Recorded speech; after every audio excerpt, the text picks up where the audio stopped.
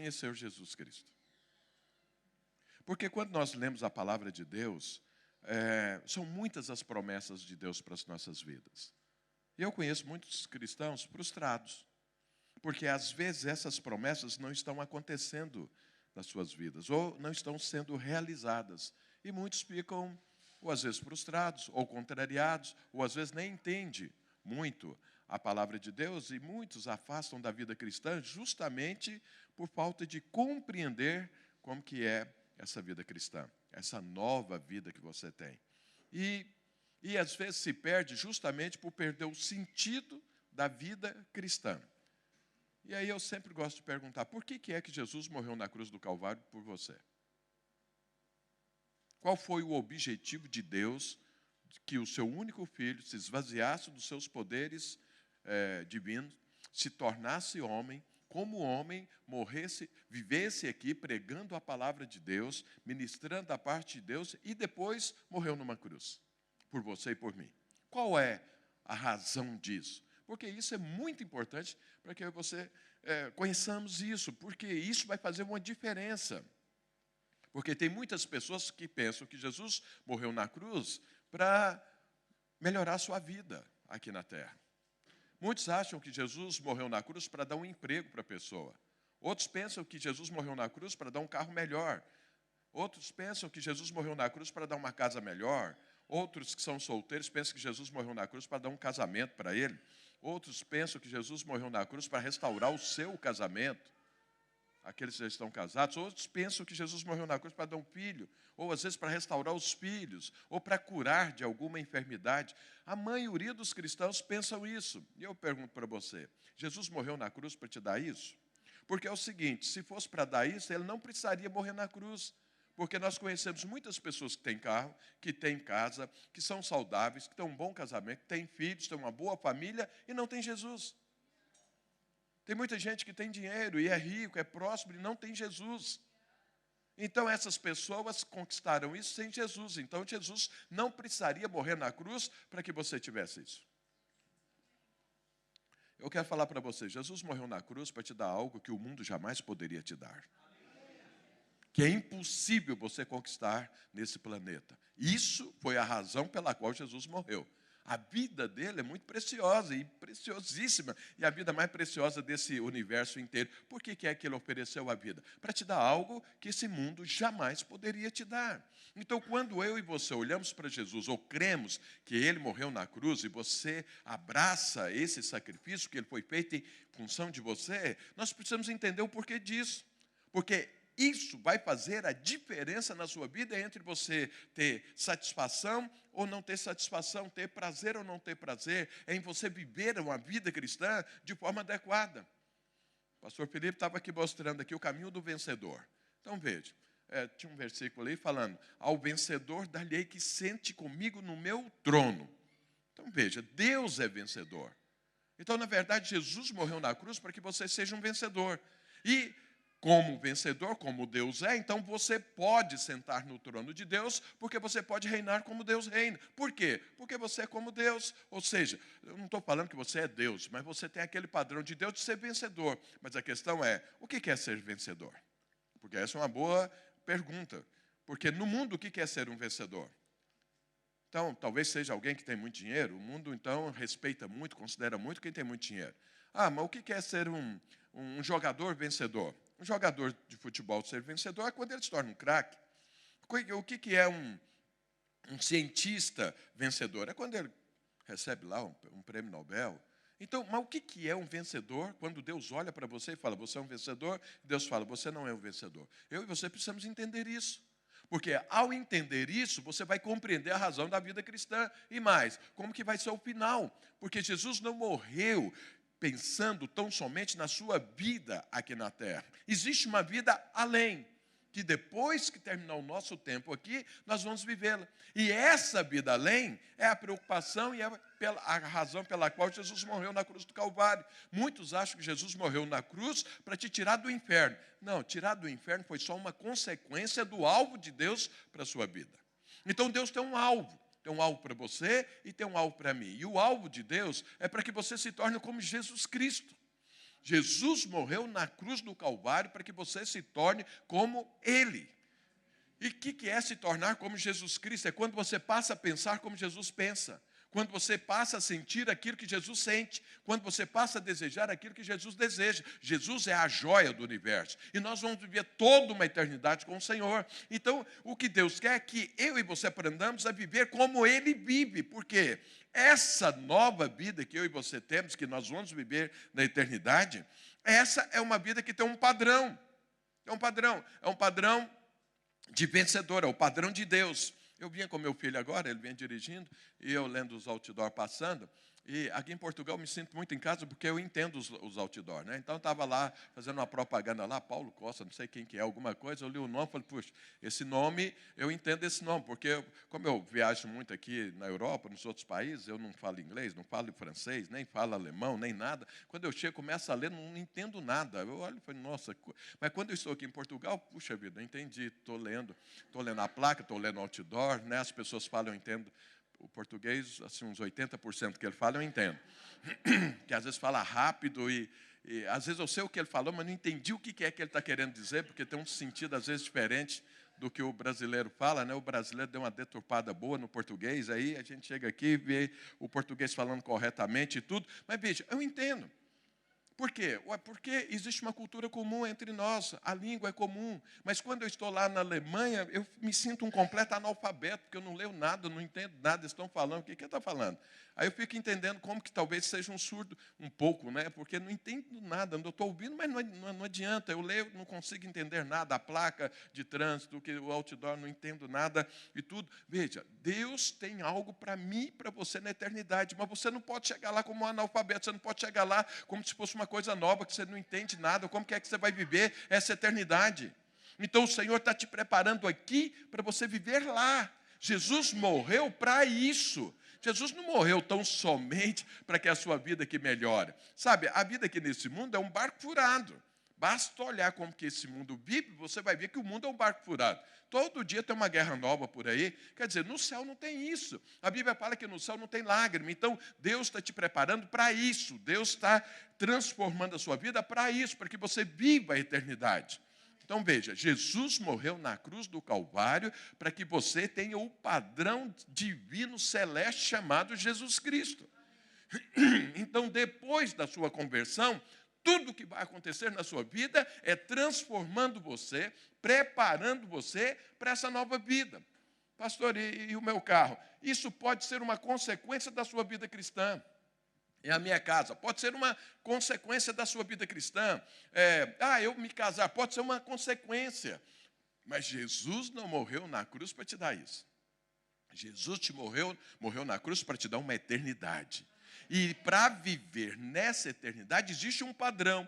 E enquanto eu e você estamos aqui, Deus está transformando a sua vida, arrumando a sua vida, ajustando a sua vida, para que quando entrar na eternidade, você viva de forma adequada. Amém, queridos? Amém? Fala para o seu irmão, você crê nisso? Fala assim, isso é a verdade. Você sabe por que muitos irmãos vivem frustrados com a vida cristã? Porque ele esquece isso, apaga isso da vida dele e quer que a vida dele aqui seja como a vida, por exemplo, de alguém que ele olha e fala, o fulano tem um carro. Deus, eu sou teu filho, o Senhor é dono do ouro e da prata, eu quero um carro igual. Aí Deus olha e fala, mas eu não morri na cruz para te dar um carro não, meu jovem. Meu filho amado, eu morri na cruz para você viver aqui comigo na eternidade. E talvez se eu te der esse carro, você vai se perder por aí e nunca vai chegar aqui. Então, você vai pegar outra rota, outro caminho. Então, eu nem posso te dar esse carro. É como a gente cuida de crianças. Então, os nossos filhos, você quer que ele seja um médico, quer que ele seja um engenheiro, um cozinheiro, seja o que for. E você vai preparar, ele vai estudar, vai se preparar para ser aquilo aqui nessa vida. E você fica cuidando e protegendo os seus filhos para que eles não façam coisas que destrua esse projeto de vida deles para cá. Deus faz da mesma forma, só que Deus faz isso para a eternidade. Então, quando eu olho para você, eu fico pensando, você está vivendo o quê? Você está na expectativa de quê? Porque isso é muito importante. Como eu sou um pregador da palavra de Deus, eu espero em nome de Jesus que você compreenda verdadeiramente essa vida cristã, porque é para lá que nós estamos indo, é lá que o Senhor nos aguarda, e assim, ou que morrermos, ou que Jesus volte, acaba esse tempo e nós vamos viver eternamente. Amém, queridos? Tem pessoas que falam, eu não quero viver eternamente, a vida que eu vivo, você está doido de viver isso eternamente. Pois é. É porque não compreendeu ainda. As coisas que estão acontecendo aqui estão te moldando, estão te preparando. Deixa eu ler um texto aqui que diz um pouco sobre isso que eu estou dizendo. O pastor Felipe falou sobre esse texto. Romanos capítulo 12. Olha o que o apóstolo Paulo diz. Romanos 12, a partir do verso 1. Rogo-vos, pois, irmãos, pelas misericórdias de Deus. Veja, a mesma preocupação que eu tenho é a mesma preocupação que Paulo tinha com a igreja da época. Olha o que ele fala. Rogo-vos, irmãos, pelas misericórdias de Deus, que apresenteis o vosso corpo por sacrifício vivo, santo e agradável a Deus, que é o vosso culto racional. Olha o que ele diz. E não vos conformeis com esse século, mas transformai-vos pela renovação da vossa mente, para que experimenteis qual seja a boa, agradável e perfeita vontade de Deus. O que é que Paulo está falando? Olha, agora que você faz parte dessa vida, não se conforme com isso aqui, não volte para cá, aqui era mundo, você saiu daí, eu te tirei daí e agora te transportei para um outro reino, estou te preparando para essa vida. É o que ele está falando. Porque aqui, quando Deus transforma e renova a sua mente, você entende qual é a vontade de Deus. E o que ele escreve sobre a vontade de Deus? Ela é boa, ela é agradável e ela é perfeita. Assim como qualquer pai pensa o bem para os seus filhos, Deus pensa o bem para mim e para você. Talvez eu e você, como criança, não vamos entender bem a cabeça de Deus, mas nós precisamos confiar que Ele está nos protegendo e nos guardando. Quem aqui crê que Deus está te protegendo e te guardando? Levanta a mão e dá um glória a Deus. Então não preciso pregar mais. Já resolveu o problema. Porque quando você crê nisso, não tem frustração no seu coração. Quando você acredita nisso, não tem ansiedade no seu coração. Quando você acredita nisso, você não entra em pânico. Você não fica desesperado, você não fica angustiado, você não fica depressivo e nem fica triste. Por quê? Deus guarda. Você já viu? Raramente você vê uma criança depressiva. Por quê? Ué, porque ela confia no amor do pai. Ela confia. Você vê crianças assim, onde a família é disfuncional. Mas onde tem uma família funcional, você não vê isso. A criança é alegre, brinca e tudo. Esses dias eu estou aqui na casa do meu filho, e aí de manhã acorda, vê uns meninos, abraça, pula, beija, está rindo, a gente acorda, aí eles acordam e falam, olha, eu já falo para ele, você é amado, o seu avô te ama, você é uma pessoa escolhida por Deus, e ele já pula e agradece tudo, porque está numa família funcional, porque isso é o normal de pais ou de avós falarem para os seus filhos ou para os seus netos. Por quê? Você os ama e eles precisam saber, e quando eles percebem isso, eles pulam de alegria, está com você, ri e tudo, mas você não vê isso numa criança que às vezes vive na rua. Aqui em Portugal, não sei se tem isso, mas lá no Brasil tem muita criança vivendo na rua. Porque não tem pais, não tem família. E muitas, às vezes, estão numa família que acorda já apanhando.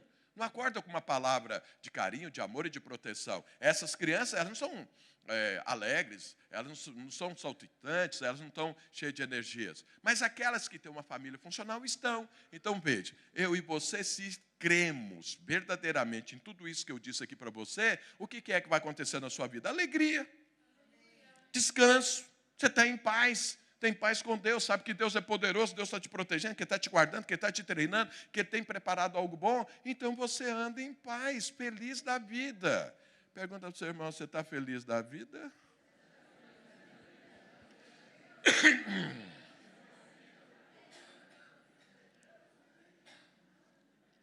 Eu estou achando que tem alguns aqui que não está não, porque quando você está feliz da vida, você está assim rindo. Vamos cantar, vamos adorar a Deus, eu quero adorar a Deus, eu fluo no Espírito Santo, porque eu estou feliz com Deus. Vamos orar, porque Deus vai te abençoar e tudo. Eu estava aqui no louvor, não vi todo mundo louvando a Deus. Não, vamos orar, né? Vamos ofertar. Isso é uma boa hora para você saber se você realmente está feliz com Deus.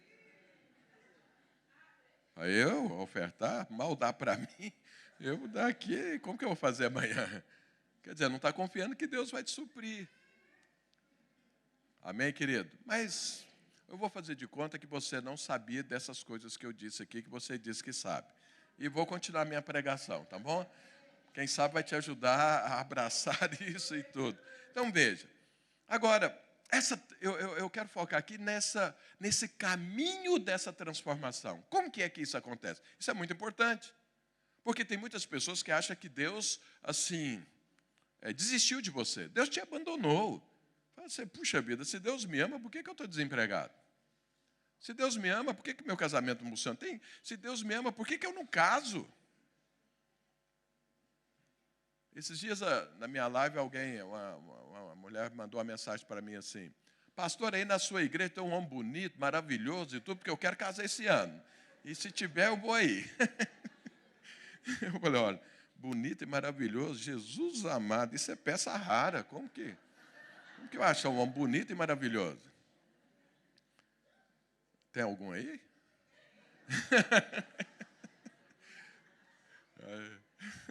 Acho bom as irmãs casar. Tem, meu marido Fala, levanta aí, marido, fala que você é bonito e maravilhoso.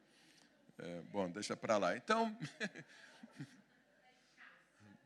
oh, Jesus, nem sei porque que eu falei isso, mas deixa eu voltar aqui porque eu estou pregando. Então, veja, como que é que acontece essa transformação? Eu preciso entender isso. Porque se eu entendo o processo, eu fico em paz. Eu sempre tenho uma angústia quando às vezes vou levar minha esposa para cortar cabelo, alguma coisa, aí eu entro lá no salão, vejo aquelas irmãs com bobs bobs é antigo, né? Não acho que nem tem mais isso, né? E aí põe aquele negócio de calor aqui, que tem que enfiar a cabeça lá e fica esquentando. Eu fico pensando, meu Deus do céu, para que tudo isso? A mulher fica 2 horas lá com a cabeça lá dentro, aquele calor, com aqueles bobs, depois sai de lá e ela está lá em paz. Ela está lá feliz da vida. Então, eu acho que não aguentaria isso 1 minuto, ela está lá já uma meia hora, e eu fico pensando como que ela consegue. É porque ela está entendendo o que está acontecendo. Olha, aquilo é uma coisa que eu não entendo. Mas a mulher entende, porque ela pensa, eu vou sair daqui melhor do que quando eu entrei. Aí ela se submete àquilo. Né? Eu fico olhando minha esposa fazer unha, né? Eu falo, mas eu já tenho unha, por que a mulher vai fazer unha? Aí pega um alicate lá e fica arrancando pedaço do dedo. E eu fico pensando, meu Deus, está arrancando pedaço do dedo. Eu falei, isso vai fazer mal, não vai não? Aí fala, quer fazer a sua? O que é isso? Eu não. A minha já está aqui, eu tenho unha, estou feliz com ela. Então, mas por que a mulher submete isso? Porque ela compreendeu, vai ficar mais bonito. Eu olho e falo, será que fica mesmo? Eu não entro no processo porque eu não compreendo. Mas a mulher entra no processo numa boa. Né? Então, sim, tranquilo. Bom, não vou falar mais desses processos, não. Bom, mas então veja, você precisa compreender o processo de Deus na sua vida. Como que é essa transformação? Para que você fique em paz. Ainda que alguém esteja arrancando um pedaço da sua mão, mas você está bem. Fala, não estou bem na foto, vai passar um esmalte, vai ficar bonito aí. Como eu não passo esmalte, aí eu acho que vai ficar feio. Mas a mulher fica bonita, fica mesmo. Olha a mão da minha esposa, que bonito, mas a minha também, eu prefiro a minha aqui do que a sua arrancando pedaço. Então, veja, existe um processo, você precisa ficar bem, você precisa aceitar. Então, se você está com alguma doença, sei lá, vai no médico, o médico te passa lá um antibiótico, uma injeção, e aí você vai lá, que negócio dói pra caramba, mas você passa por aquilo porque você está compreendendo, isso aqui vai me fazer bem, isso aqui vai me fazer bem. Eu me lembro um dia desse que eu fui tomar uma injeção, e a mulher falou assim, fique em paz que não vai doer. Eu falei, tá bom, estou em paz. Rapaz do céu. Mas a hora que ela aplicou, a agulha até doeu mais ou menos, mas a hora que começou a aplicar o negócio, ela falou, não pode ser no braço não, tem que ser aqui no bumbum. Eu falei, mas então como que é isso? Não pode ser no braço? A agulha é grande demais, vai passar o braço? Como que é? Não, é aqui. Ela foi aplicando, a perna foi doendo, foi endurecendo, e eu saí de lá arrastando a perna e falei, dona, o que é para você doer? Porque eu preciso entender isso. Porque eu estou aqui arrastando a perna, e você está falando que isso não dói? E quando dói, então? Eu ia sair aqui numa maca, ué. Então, mas eu me submeti porque eu precisava. O médico falou, você precisa tomar essa injeção. Tá bom, vai fazer bem? Vai fazer bem. Até hoje eu estou descobrindo porque que é que fazia bem. Porque eu não volto lá mais nunca. Porque sair com a perna arrastando daquele jeito e não dói. Imagina a hora que falar que vai doer. Então, não, volta aqui não. Então, veja, você compreendendo, você tem uma resposta melhor. Eu e você precisamos entender como que é essa vida cristã, porque o alvo é esse. Jesus morreu na cruz para que você se torne como Jesus Cristo. Então, veja, e eu quero ler um texto aqui na Palavra de Deus, que vai te falar como que é que essas coisas acontecem. Sabe, a palavra de Deus, ela tem muitos exemplos. Jesus, quando ele estava aqui, ele pregava por parábolas, porque é o seguinte, como que Jesus vai mostrar para você algo que você nunca viu? Algo que você nunca experimentou, que tem a ver com a eternidade, tem a ver com o mundo espiritual. Como que ele mostra, como que ele fala, como que é isso? Então ele usava parábolas. Ele contava um caso, ele falava uma coisa, contava uma história e tudo, para que a gente possa entender como que é isso. Então a Bíblia é cheia de simbolismos para que eu e você possamos entender aquilo que não vemos, aquilo que ainda não experimentamos. Porque o único que veio de lá para cá chama-se Jesus Cristo. Eu estou aqui, ainda não fui. Eu vou, mas como que vai ser? Jesus veio de lá para explicar. É assim que funciona, é assim que você tem que se preparar. E a Bíblia usa muitos exemplos. Eu vou usar um dos exemplos. Vamos ler aqui um dos exemplos que a Bíblia usa. Está lá em Jeremias, capítulo 48. Jeremias, capítulo 48, verso 11 e 14. Olha o que a palavra de Deus diz. Despreocupado esteve Moabe desde a sua mocidade, ter repousado nas fezes do seu vinho. Não foi mudado de vasilha para vasilha, nem foi para o cativeiro. Por isso conservou o seu sabor e o seu aroma não se alterou. Verso 14. Como dizeis, somos homens valentes e homens fortes para a guerra. Então, isso é uma passagem, o profeta Jeremias estava aqui falando isso que eu estou falando para você. Deus usou o profeta Jeremias para falar para aquele povo algo que é isso que eu estou colocando para você. Só que aqui está usando o quê? Uma analogia. Analogia com o quê? Com o processo de como se faz um vinho.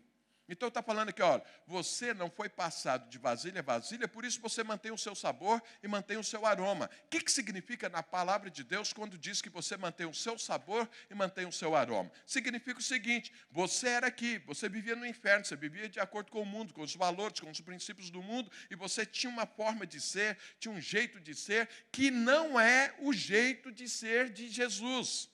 Então, o que é que a palavra de Deus está falando? Olha, você veio para a vida cristã e você continua pensando a mesma coisa. Quando fala que tem o mesmo aroma e o mesmo sabor, está falando que não houve mudança na sua vida.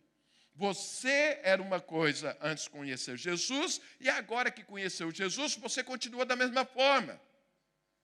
Então, antes você vivia na expectativa da morte. O que é viver na expectativa da morte? É quando você está esperando coisas ruins na sua vida. Você tem uma empresa, essa empresa não vai para frente. Isso é expectativa da morte. Não, me casei, mas esse casamento não tem jeito. Isso é expectativa da morte. Não, eu não vou ter filhos, porque eu não sei o que vai acontecer com os meus filhos. Isso é expectativa da morte. Eu estou trabalhando, mas amanhã eu posso ser demitido. Isso é expectativa da morte. Eu estou aí, está havendo uma pandemia, eu acho que eu vou pegar esse negócio e vou morrer. Isso é expectativa da morte. Você não está esperando coisa boa. Mas então você era assim, e agora como cristão continua assim. Você continua vivendo na expectativa da morte. Tem crente que você chega para ele e pergunta, irmão, como é que está? Ele fala, luta. Está difícil, pastor, o negócio está pegando. Tá bom, você encontrou com ele hoje. Passa um mês, você encontra com ele e fala, e aí, irmão, melhorou? Luta. Tá bom, mais um mês de luta, tá bom. Passa mais um mês, você encontra com ele, passa 6 meses, você encontra, fala, e aí, meu irmão, como é que está a sua vida? Luta? Fala, mas, pelo amor de Deus, não acaba essa luta nunca. Porque todo mundo passa por luta, mas ele permanece em luta sempre. O que é isso? Quer dizer, não mudou o aroma, não mudou o sabor. Às vezes ele era um cara assim, difícil, azedo pra caramba, e aí você encontra com ele, ele está azedo do mesmo jeito, você fala, bom dia, fala, por que bom dia? Quem falou que é bom dia? Eu falei, calma, eu só estou falando, porque assim, desejando um bom dia. Não tem nada de bom dia, não. Que esse negócio, o dia é ruim, você não está vendo, não. Ó o clima, ó a política, ó a economia, vem falar bom dia. Eu falei, calma. É um cara azedo. Ele mantém, aí ele se converte e continua azedo. Então, era alguém bruto no falar, no tratar com as pessoas, converteu, continua bruto no tratar com as pessoas. Eu falei, o que é isso? Cadê Deus na vida desse sujeito? Não muda, não transformou, não avançou, não conquistou, não está sendo ajustado, não está sendo transformado. Paulo, eu li aqui o texto, Paulo falou assim, olha, você tem que excluir isso da sua vida, abominar isso na sua vida e ser transformado para essa nova vida. Mas a pessoa passou para cá, ele era aqui no império das trevas, veio para o reino de Deus, mas continua vivendo como se vivesse no império das trevas. Isso é o que esse texto está falando. Mantém o mesmo aroma e o mesmo sabor. Pergunta para a pessoa que está do seu lado, como está seu cheiro? Não estou falando do cheiro natural, não, nada disso, não. Estou falando da vida que você vivia antes, da vida que você está vivendo agora. Isso é muito bom você ver quando as pessoas são casadas. Um dia uma irmã falou para mim assim, pastor, é o seguinte, eu vou mudar para a igreja. Eu falei, como assim? Eu vou levar minha cama, nós vamos dormir aí no salão da igreja. Eu falei, para quê, irmã? Você foi despejado, você não tem lugar para morar? Como que é? Você está precisando de ajuda? Não, é o seguinte, porque o meu marido é crente só aí dentro desse salão. Quando chega aqui dentro de casa, ele vira um trem esquisito. Então, eu quero mudar para aí, porque aí, pelo menos, vai ser bom viver com ele. Porque aqui não dá, não. Eu falei, Jesus amado. Não houve transformação. A própria esposa está dando testemunho que o cara converteu, mas não mudou nada. Era bruto, continua bruto. Bom, deixa para lá. Então, veja, não houve transformação. Mantém o mesmo cheiro, mantém o mesmo perfume, o mesmo aroma. Não mudou. E a Bíblia fala o quê? Não mudou porque não foi mudado de vasilha para vasilha. É isso que está escrito aqui. E o que é esse simbolismo? Aqui estou usando, nessa época aqui, como se fazia vinho. Então, como que se fazia vinho na época? Era o seguinte, pegava a uva, punha no lagar. O lagar era uma piscina onde jogava a uva e as pessoas pisavam lá até triturar toda a uva. E aí depois eles pegavam aquele suco que estava ali e eles punham numa vasilha. O que acontecia? Punha lá na vasilha e deixava quieto. E aí os sedimentos e a borra ali daquele suco misturado com semente, com casca e tudo, ia para o fundo. Depois que ia para o fundo, eles pegavam bem devagar aquela vasilha e jogavam o vinho numa outra vasilha. Então, naquela vasilha primeira ficava uma borra. Aí na outra, aguardavam um tempo, mais sedimento, mais borra, vai para o fundo. Aí eles passavam para uma outra vasilha. Ia fazendo assim até que o vinho, que era formado daquele suco de uva, se tornasse um vinho ótimo, porque não tinha borra, não tinha mais sedimento, não tinha mais nada. E enquanto vai mudando de vasilha para vasilha, ele ia mudando o seu cheiro, o seu gosto. E aí ia se tornando um vinho assim especial. Era a forma como eles faziam. Nem sei se faz vinho assim hoje, mas na época era assim. E o que é que Deus está falando? Olha, como você não mudou de vasilha para vasilha, você mantém o mesmo cheiro. Então, lá no lagar, você estava lá, foi pisado, virou o suco de uva e nunca foi passar de vasilha em vasilha, então você continua todo misturado. Continua ainda um suco de uva. Você não se tornou vinho e nem se tornou um vinho com bom aroma, com bom gosto. Não é, porque não foi passado de vasilha a vasilha. E aí ainda fala, então você mantém o mesmo cheiro, mantém o mesmo gosto. E aí Deus pergunta, como dizeis somos homens valentes ou homens para a guerra?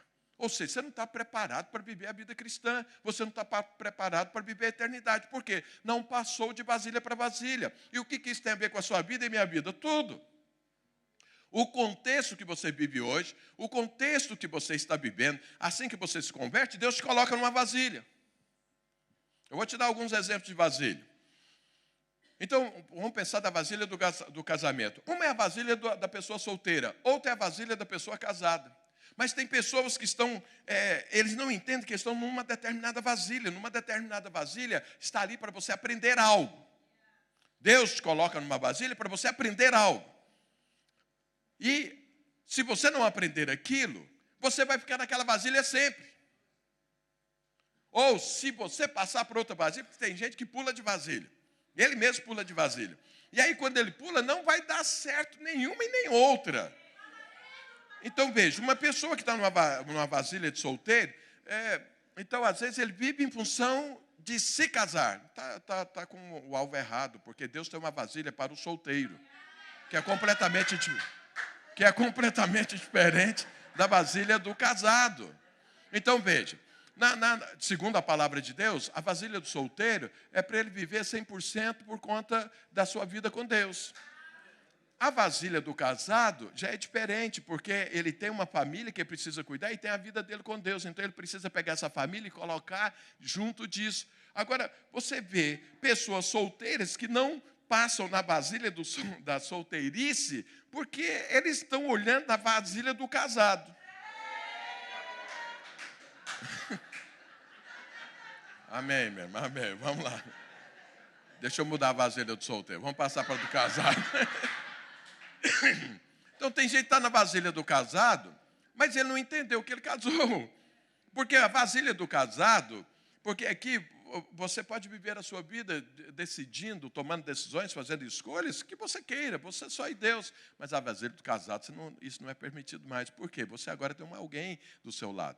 O casamento é uma vida compartilhada, não é uma vida mais individual. É uma vida que você tem alguém, que você divide algo. Se você quer viver de forma individual, não deveria ter casado, porque o casamento implica numa vida compartilhada, numa vida plural, numa vida coletiva, numa vida onde você está fazendo as coisas comuns. Mas acontece que a pessoa casou, e agora ele quer continuar vivendo a vida individual. Então o marido fala para a mulher, não, eu vou passear com meus amigos, não sei mais o que. Ela fala, mas eu não vou? Fala, não, você não, você fica aí. Ela fala, mas nós somos casados, como que é isso? Você vai sair sozinho, seus amigos e tudo? A mulher às vezes fala a mesma coisa, ou seja, não tem projetos comuns. O que você quer fazer? Não sei, você faz o que você quiser, eu faço o que eu quero. Não. Então estão dentro da vasilha, mas estão agindo completamente equivocadamente. E aí fica num casamento que não funciona. E ele reclama de Deus, fala, oh Deus, que casamento é esse que o Senhor me deu? E Deus fala, mas, filho, entenda o que é casamento, será que você não vai aprender isso? Não. Então, assim, o casamento é uma vasilha na sua vida. A solteirice é uma vasilha na sua vida. Deixa eu dar outro exemplo. A pessoa, às vezes, está desempregado e empregado. Você, desempregado, tem muita gente que está reclamando com Deus, mas essa é uma vasilha que você precisa aprender a viver, tem algo a aprender.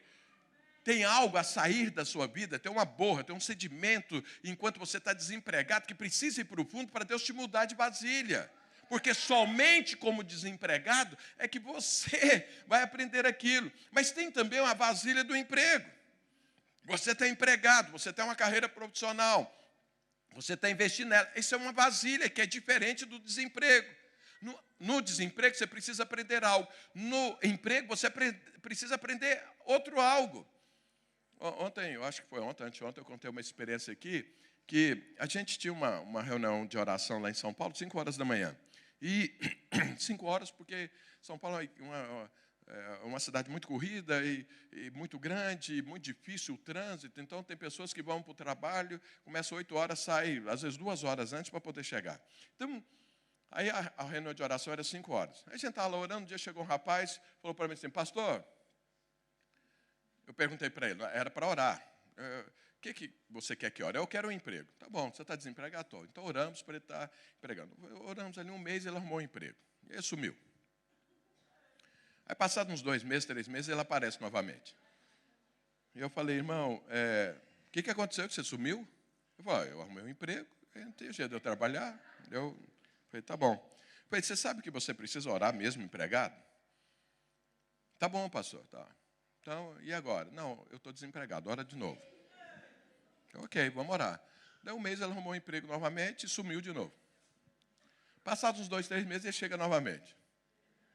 E aí eu falei, irmão, o que aconteceu? Pastor, arrumei um emprego e eu não tinha jeito de orar, então não precisava mais orar. E tá bom. Aí, daí 1 mês arrumou um emprego novo e sumiu de novo. Passados uns 2, 3 meses, volta ele novamente. Aí eu falei, o que foi? Ele falou, já sei, você arrumou um emprego. Arrumei um emprego. Aí você acha que não precisa orar. Só precisa orar quando você está desempregado. Eu falei, o que você quer que faz? Eu quero que você ore para a gente arrumar um emprego. Eu falei, então vamos orar.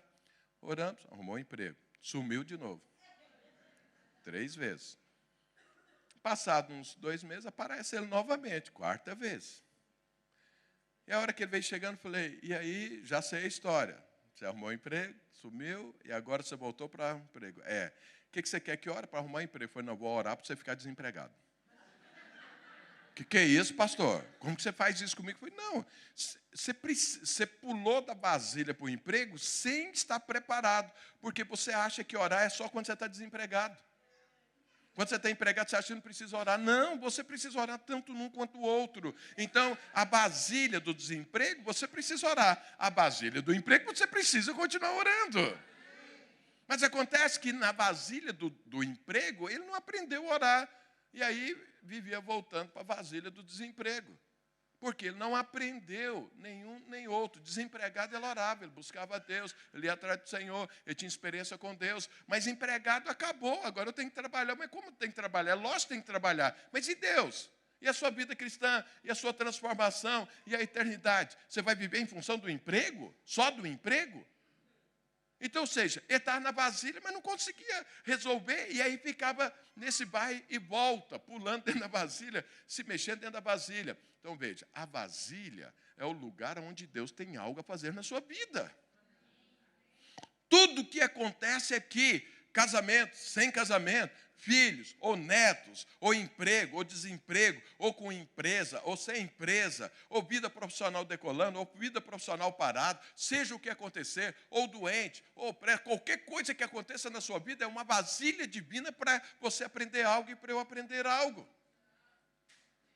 Então, o Ricardo estava dando testemunho aqui, falou, eu tenho um carro, meu carro é velho, mas eu dirijo ele como se fosse o melhor carro do planeta. Então, está bem na foto, daqui a pouco, muito provavelmente, muda de carro. Por quê? Está dando a resposta certa dentro da vasilha.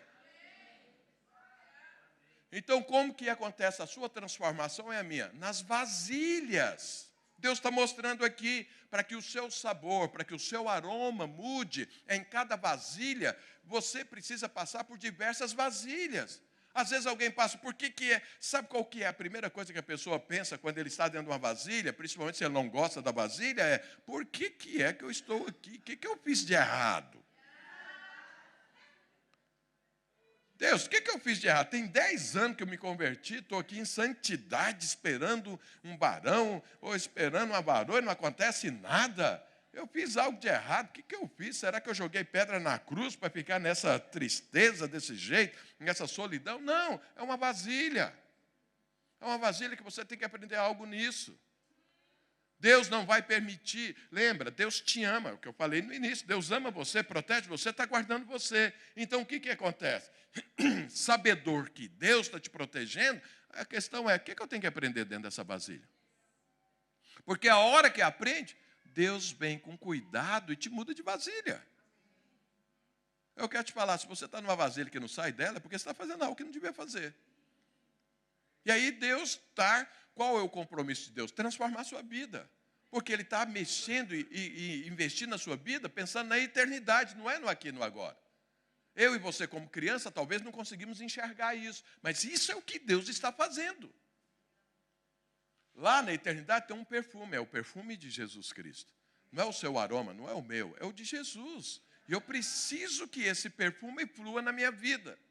Eu preciso que eu passe a pensar como Jesus pensa, como Ele sente, como Ele deseja, porque eu vou sentar no trono com Deus. Eu vou reinar a eternidade afora. Então eu preciso ter o mesmo padrão. Eu preciso pensar a mesma coisa, sentir a mesma coisa, desejar a mesma coisa, ter os mesmos princípios, os mesmos valores, porque o reino é de Deus. Ele me incluiu no reino dele, Ele te incluiu no reino dele. Então, eu e você passamos por circunstâncias, contextos que são vasilhas na minha vida e na sua, que estão transformando as nossas vidas. Então, o que você precisa é entender qual é essa vasilha. Então, do casamento. Quando você entende que você casou e que você deve servir ao seu cônjuge, pronto, seu casamento funciona. Ah, pastor, esse negócio está complicado, porque é só eu que tenho que servir. Eu não sei o que o seu cônjuge vai fazer. Mas acontece que a transformação ela é individual. Então Deus transforma a sua vida. Se o seu cônjuge não dá a resposta certa, ele não é transformado, mas você é. Lá na minha casa, minha esposa é mais transformada do que eu. Então, eu sempre estou na rabeira. Fala rabeira aqui, sempre estou atrás. Sempre estou para trás, olhando para ela, ela já conquistou e eu estou aqui na vasilha. Então, eu venho de uma família, de uma herança assim, de ficar emburrado. Não sei se fala emburrado aqui. Quando você não gosta do assunto, e você entra para a caverna, fecha... Você, ninguém conversa comigo, não. Deixa eu aqui. Eu venho de uma família assim. Tem... A família que eu venho, eu me lembro de uma história que aconteceu de verdade na nossa família. Acho que era tia-avó, tia, bisavó, sei lá. Morava na roça, estava lá do lado do fogão, a lenha, tudo, e o marido dela está lá tocando, tentando tocar, aprendendo a tocar viola. Aí você sabe, ficar perto de alguém que está tentando aprender alguma coisa, dói os ouvidos, né? Ia estar lá, blém, blém, blém, blém. E a mulher dele olhando, e ela não parava nunca. E aí ela falou para ele assim, ô fulano, essa viola sua está me matando, para com isso. Ele pegou a viola, falou nada, guardou, tá? Tocou a vida. Passou uma semana, não pegou a viola mais. Passou um mês, não pegou mais a viola. Passou 6 meses, não pegou a viola. E 2 anos depois, a mulher dele perguntou, uai, fulano, você não vai tocar mais a viola? Não. Eu falei, não quero te matar. 2 anos ele esperou para dar essa resposta para ela, guardar dentro do coração, esperando ela falar, para poder jogar na cara dela que ele parou, porque ela falou que estava matando ela. Esse é o meu DNA, eu vim dessa família. Então eu casei e ficava meio emburrado. Minha mulher falava umas coisas, eu falava, vamos conversar não. Aí ficava lá uma semana, um mês emburrado. E ela não, ela já foi tratada, já passou nessas vasilhas, minha esposa é um doce. Agora, hoje eu estou na vasilha, mas só fico uma semana emburrado. Antes eu ficava 2 meses, agora é só uma semana. Estou melhorando, mas não saí da vasilha. Ela fala para mim, e aí, você vai ficar emburrado até quando? Eu falo, e eu fico lá dentro da vasilha, dentro da caverna, pensando, eu estou errado, eu não devia ficar emburrado. Meu Deus do céu, mas eu não aguento, eu fico emburrado, eu não consigo sair daqui, eu tenho que sair dessa caverna. Mas eu falei, não, mas também eu não vou sair, não. Ela exagerou, não podia falar daquele jeito. Eu estou certo. Aí Deus fala, você está certo?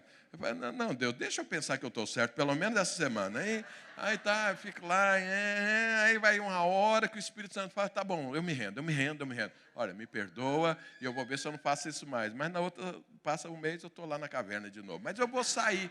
Então, assim, é uma vasilha que eu não consegui sair dela ainda, mas eu vou sair em nome de Jesus Cristo.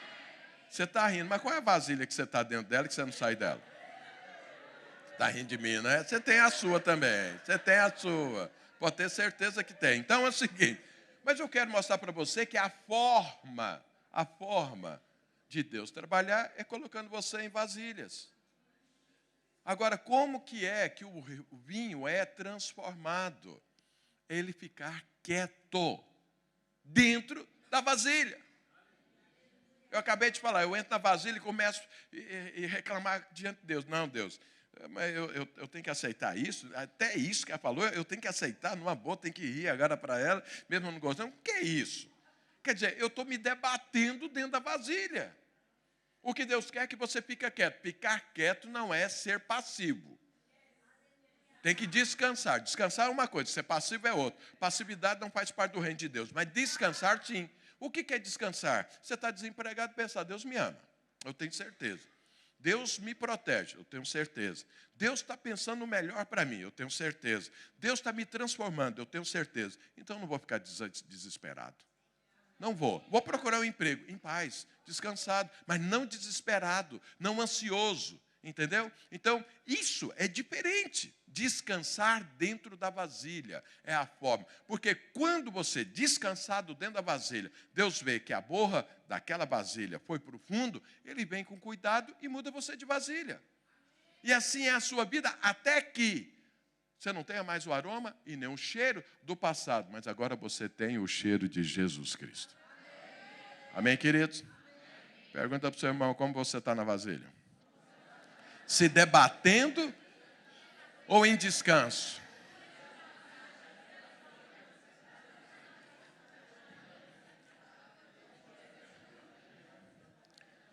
Deixa eu ler um texto aqui para você. Vai te ajudar nisso. Olha o que o apóstolo Paulo diz, está lá em Filipenses 4, a partir do verso 11. Olha o que Paulo disse. Digo isso não por causa da pobreza, porque aprendi a viver contente em toda e qualquer situação. Tanto sei estar humilhado, como também ser honrado. De tudo em todas as circunstâncias já tenho experiência, tanto de fartura como de fome, assim de abundância como de escassez. Tudo posso naquele que me fortalece.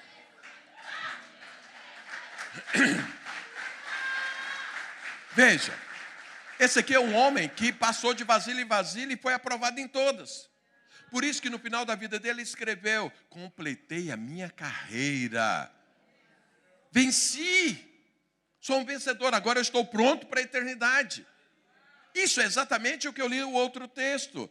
Ele foi passado de vasilha em vasilha e sempre foi aprovado. Eu aqui estou falando de um apóstolo. O apóstolo passou fome e soube, dentro dessa vasilha, dar uma resposta tranquila diante de Deus, descansado, sabendo: eu estou passando fome, isso aqui vai produzir algum bem na minha vida, eu nem estou vendo, mas eu estou descansado em Deus que isso vai acontecer. Eu não estou reclamando.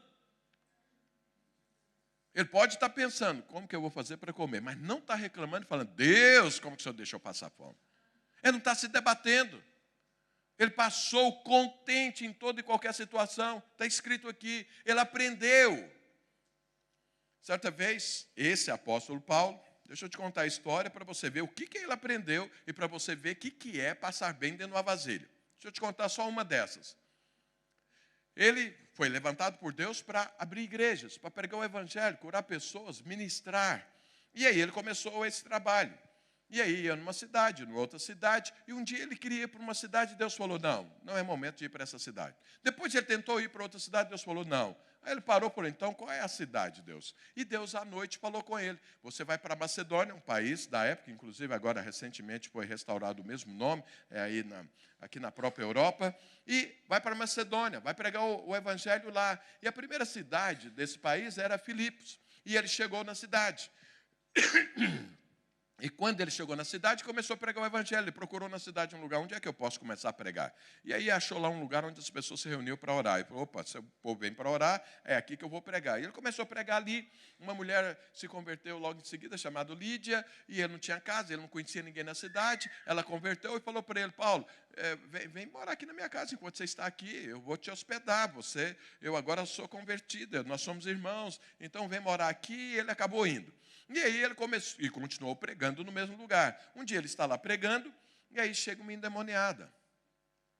E a mulher era uma escrava de pessoas lá, mas ela tinha um espírito maligno de adivinhação. Então, ela olhava para as pessoas e o demônio ficava adivinhando, falando o que ia acontecer, como que é a vida do sujeito, o que ele fez, o que ele não fez. E quando ela fazia isso, as pessoas pagavam.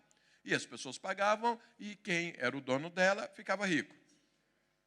E aí essa mulher começou a falar: vocês devem ouvir esse homem, porque ele é servo do Deus Altíssimo. Ele está pregando a palavra de Deus, vocês devem ouvir. Eu falei isso uma vez, falou duas vezes, num dia, no outro dia, tá? E Paulo, olhando isso, falou: peraí, eu não preciso de ajuda do inferno para pregar o evangelho. Eu não quero nada do diabo. E essa mulher endemoniada fica aqui falando: tem que me ouvir porque eu sou servo do Deus Altíssimo. Não, eu sou movido pelo Espírito Santo de Deus. Ele foi ficando indignado com isso. Num dos dias que essa mulher estava falando isso, ele pegou e expulsou o demônio da vida da mulher. E quando expulsou o demônio da vida da mulher, ela parou de adivinhar, porque era um demônio. E aí agora, os donos dela falaram: peraí, nós não estamos ganhando mais dinheiro. Aí viraram para Paulo e falaram: ele é o causador disso.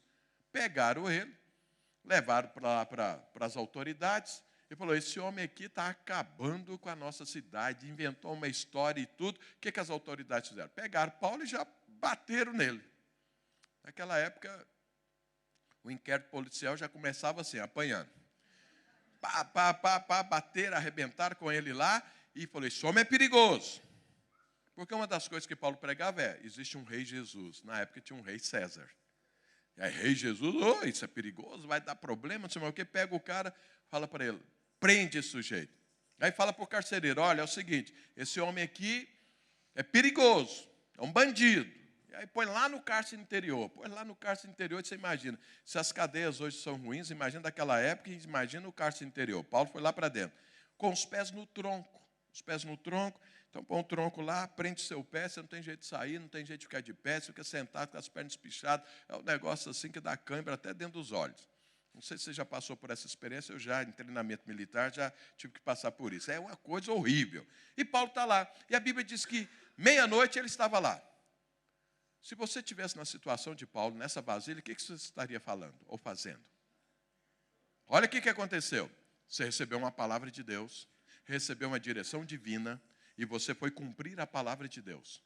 E aí, a hora que você foi, só levou na cabeça. Só apanhou. O que você faria? Eu imagino, se eu tivesse no lugar de Paulo, eu ia falar, Deus, o que está acontecendo? Eu ouvi errado? Porque não era, eu estou fazendo a tua vontade que eu apanhe desse jeito? A tua vontade é que eu fique aqui preso dessa forma? A tua vontade é que eu fique aqui com os pés no tronco? Porque foi o Senhor que me mandou para cá. Eu acho que eu ia falar isso para Deus, mas Paulo não disse isso. Paulo podia estar falando, essa vida de apóstolo não vale nada. Olha o que está acontecendo comigo. Eu, misericórdia, você qualquer coisa no reino de Deus, menos apóstolo. Mas não falou nada disso. Paulo podia estar contrariado com Deus. O Senhor me abandonou. Só pode ser. Porque olha o que está acontecendo comigo. Não fez nada disso. A Bíblia diz que meia-noite, o que Paulo estava fazendo? Louvando e adorando a Deus. Aí você fala, o cara é louco, pastor. É louco, só pode ser louco. Como que pode estar adorando e louvando numa situação? Ele estava descansando em Deus. Ele sabia, Deus mandou para cá. Deus está nisso. Algo bom vai acontecer aqui. Ainda que eu não esteja vendo. E começou a adorar a Deus, adorar a Deus. E enquanto ele estava adorando a Deus, naquele contexto, sentado com os pés no tronco, todo arrebentado, a Bíblia diz que houve um terremoto naquele lugar. Um terremoto divino. Diferente dos terremotos que tem por aí. O terremoto divino, o que aconteceu? Abriu todas as celas, as portas das celas, mas não caiu uma pedra na cabeça de ninguém. E aí, quando abriram as celas, você imagina, só tinha, você acha que lá dentro daquelas cadeias, tirando Paulo, tinha lá a florzinha de Jesus? Só tinha gente, criminoso. E aí, o que aconteceu? O povo saiu correndo da cadeia quando abriu as celas? Não saíram. Ninguém saiu da cela, ninguém foi embora, ninguém aproveitou a oportunidade. Sabe por quê? Tinha um homem lá chamado Paulo que estava pregando o evangelho lá dentro. E aquele povo ficou ali parado para ouvir Paulo. Olha o tamanho da unção e do poder que aquele homem carregava. Todos os presos, ao invés de sair correndo, ficou ali parado para ouvir o que ele estava pregando. O carcereiro, quando viu o terremoto, viu as portas das celas abertas, ele falou, eu tenho que sair, eu vou me suicidar, porque eles vão me matar depois, falando que eu deixei os presos ir embora. E aí pegou a espada para suicidar. Paulo gritou com ele, falou, para! Não te faça nenhum mal, que nós estamos todos aqui. O carcereiro não acreditou, falou, está todos aí? Como que é isso? E aí ele pega uma lamparina lá, desce lá para ver, está lá Paulo pregando o evangelho, todos os presos ouvindo a palavra de Deus, e aí ele sentou também para ouvir a palavra, ele se converteu, o carcereiro. Os presos se converteram, o carcereiro se converteu, e aí o carcereiro converteu, viu, esse cara não é criminoso, pegou o Paulo, levou para a casa dele, tratou dos experimentos, deu comida e tudo, converteu, Paulo batizou ele, a família dele converteu, tudo, e aí voltou lá para a cadeia, no outro dia Paulo foi liberto. E aí, o que é que aconteceu? Nasceu ali a igreja de Jesus Cristo, naquele lugar. Deus mandou para lá, mas quem é que ia pregar para aqueles presos? Você acha que Paulo ia descer lá para pregar? Falou, não, eu vou lá pregar para os presos. Não, mas Deus colocou ele lá, naquele contexto. Como ele deu a resposta certa, o terremoto aconteceu. Da parte de Deus, porque Paulo estava descansado em Deus, sabendo. Eu estou aqui para abrir uma igreja e ela vai acontecer. Anos depois, é esse texto aqui que eu acabei de ler. Esse versículo, tudo posso naquele que me fortalece, foi escrito para os filipenses que sabiam que Paulo passou para que aquela igreja nascesse. E Paulo estava feliz da vida. Ou seja, isso é um homem aprovado. Isso é passar na vasilha da forma correta. É você saber, Deus está comigo. Deus me protege, Deus me guarda. Não interessa o contexto, Deus vai transformar ele em bênção quando você olha para a eternidade. Para a eternidade. Olhando naturalmente, você não vai ver a bênção, mas quando você olha para a eternidade, você vê a bênção, você percebe. Por quê? Porque você respondeu de forma certa. Então veja, a sua transformação, a minha transformação é de vasilha em vasilha. E se eu e como que é que eu fico dentro da vasilha para que a coisa funcione? Descansando, crendo, sabendo que Deus me ama, que Deus está na história e não me debatendo. Quando eu estou me debatendo, não funciona. Mas quando eu me descanso, a borra vai para o fundo, o sedimento cai e Deus muda você de vasilha. Se você está falando, estou cansado da vasilha, descansa, que Deus vai mudar você da vasilha. É Deus quem faz a mudança, não é você, não sou eu, não é o pastor, não é ninguém, é Deus. Ele está olhando para você e fala, tem que mexer aqui, tem que mexer ali, tem que restaurar aqui, tem que abençoar aqui, tem que melhorar aqui, tudo. É Ele que está moldando, é Ele quem está fazendo essa obra. Quero chamar a equipe de louvor aqui à frente. Então veja bem, a questão é, pergunta para o seu irmão, você entendeu que a sua transformação é de vasilha em vasilha? Pergunta para ele ou para ela, vai, pergunta. Agora pergunta assim, como você está dentro da vasilha? Ah, pastor, estou dando pernada de todo jeito, estou brigando, comigo é assim. Vai ficar na vasilha até você aquietar.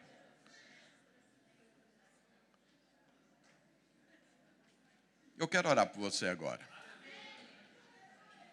Fica aí sentado, aí eu vou fazer um apelo. Você precisa ouvir o apelo para saber se você quer oração.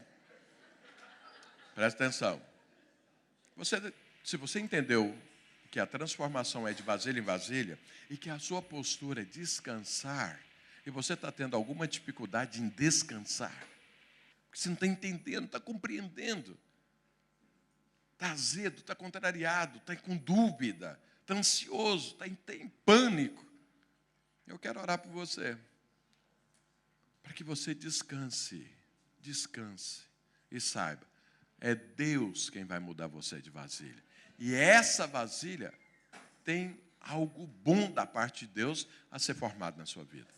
Para mudar o seu cheiro, para mudar o seu aroma, para levar você a ser como Jesus Cristo. Amém, queridos? Quem está nessa situação, eu quero orar por você. Pode ficar de pé onde você está, que eu quero orar por você, te abençoando, te fortalecendo, para que você compreenda, para que você descanse no Senhor. Amém, queridos? Feche seus olhos.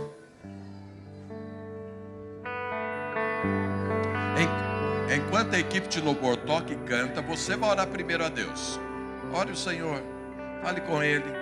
Fala, Deus, eu entendi, mas me dá descanso, me dá sabedoria, me dá confiança em Ti, me dá fé, para que eu esteja confiando no Senhor, não no contexto. Então ore ao Senhor enquanto a equipe de louvor toca e canta. Depois eu oro por você. Ore você, fale com Deus.